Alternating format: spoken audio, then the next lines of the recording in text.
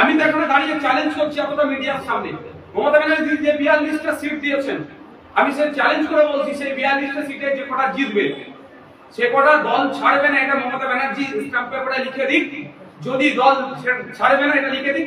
যদি তিনি লিখে দিতে পারেন নওশাদ সিদ্দিকীর যে 13টা প্রার্থী দিয়েছি উপনির্বাচন সহ 14টা হচ্ছে সবটাই প্রত্যাহার করে নেব। কিন্তু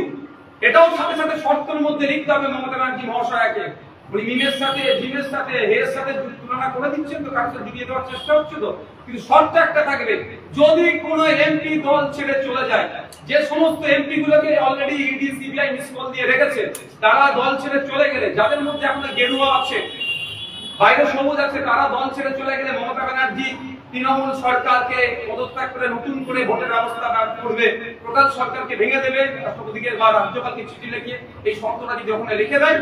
আমরা টোটাল এই নির্বাচন থেকে কন্টেস্ট করা থেকে আমরা অব্যাহত রাখবো।